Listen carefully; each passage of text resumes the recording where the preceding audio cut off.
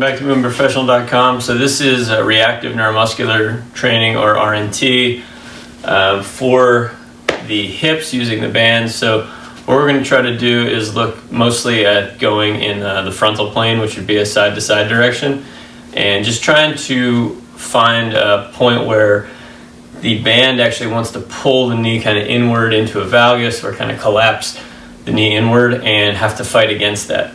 All right, so the trick with RNT is actually to progress from more resistance or feedback that you have to respond to less, so that you don't feel like you need any extra assistance to get your muscles to do what you want them to do. All right, so we're going to use the thickest band first to actually get a little bit more engagement.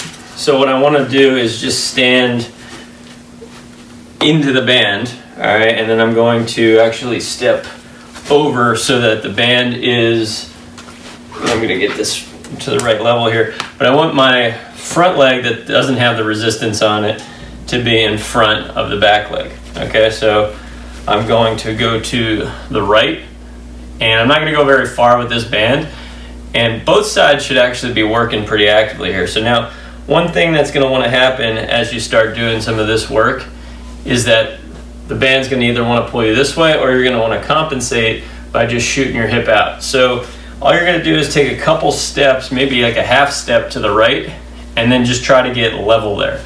All right, just try to keep your hips level, try to feel what muscles are turning on. So I want to feel like I can ascend my pelvic floor upward, feel a little tension in the abdomen, make sure that my knees can stay straight, but not necessarily locked out, just not bent. All right, and then just hold that position and see what turns on. A lot of times this muscles out here will work because it has to fight against the band pulling in, but the other side's working like crazy as well to try to stabilize the pelvis from going out in this direction. All right, so we can hang out here for about 10 seconds and then let go, and then just try to get stable again. So a radiation works really well here, just trying to make two fists so your whole body turns on, just try to fight against the pull. All right, and again, this is a pretty thick band, so there's going to be a lot of pull. So this is going to be more of a strength effort. So we'll do no more than 5 to 10 reps. We're not going to try to hold this really long. No more than 10 seconds, maybe even less. And just see if you can get some of these muscles engaging. It's going to be very common when we're working on the hips in this way to have a sense of we're getting here, and then the lower back wants to kick in to really try to give stabilization. And what that does automatically is now brings the work, instead of it being to the kind of side butt where we want it, it brings it to the front hips. So then when we pull forward, it's going to be hip flexor. A lot of times it'll be the area of the tensor fascia lata right in this kind of front pocket region that starts to work a lot. And we'll just pull the body into this anterior tilt, so it becomes lumbar extensors and hip flexors that get overactive where we really want it to be side butt. So that pelvic floor ascension, that tension across here, maybe even fighting for a little bit of a posterior tilt without bending the knees, is really important to get this to feel like it's doing what you want it to do. All right, so we can start high, and then we can also explore lower parts of the outside of the leg. All right, so if I go down by the knee, I want to do the same thing, and then I just fight for position and just get a sense of what this feels like.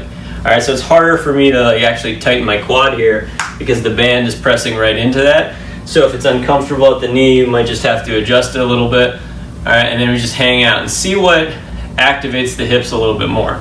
So if I'm here, I can tell the last one I was doing, I felt the hips were more engaged up higher than this one, but now as I hang out here a little bit longer, it's starting to kick in. But you can really feel how your body wants to get pulled this way. So the idea is just try to stay straight. A mirror can be helpful here to see that the hips are in as much of a straight line, not veered off to one side. There's no hiking of the hip, no shrugging of the shoulder. And then your focus is just to feel like you have equal pressure through both feet, and then just see if you can start to feel some muscles on the outside of the glutes turning on. If you can't, you might want to make some adjustments. You want to see if maybe you go a little bit more into a posterior tilt, maybe create a little bit more pelvic floor ascension, try to shift the weight a little bit. All right, you can even use some walking sticks because it can be hard with balance, and try to find a way to use the walking sticks to get you out of your back, get you out of your hip flexors, and maybe get you more into the side buttock region. All right, so again, maybe about 10 seconds, no more than 10 times, and then come on out of that, you try both sides. All right, you can also do it at the ankle. So if we bring it down here, it's working the whole outside of the leg, but mostly we want the outer part of the hip working. So if there is any discomfort or if there's a specific symptom, you always have to see like what makes the symptom better, what makes the symptom worse, and use that as your determining factor of where you want the resistance. Ultimately, you want to be able to tolerate it in all different positions. All right, so this may have more of an effect on your ankle position too.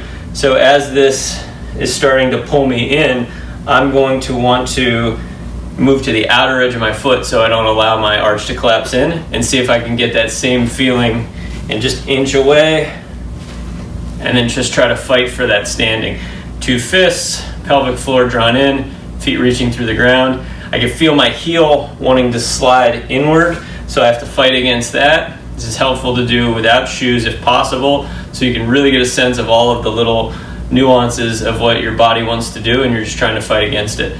10-second hold, let it relax, let your body kind of go into what it wanted to go into, and then try to get out of it and hold for 10 and stabilizing through here. All right, so you got to give yourself time to feel what your common compensations are, and use the resistance to help activate some muscles that might not often fire. But the key is to make sure that you're trying to maintain a certain position and fight against what your body wants to do naturally. All right, so this is reactive neuromuscular training for the frontal plane. We're really trying to bias the outer hip, but you can put it anywhere down the leg to just see what muscles have to turn on to maintain a positional integrity. If you have any questions, you can go to movementprofessional.com. I'll see you next time.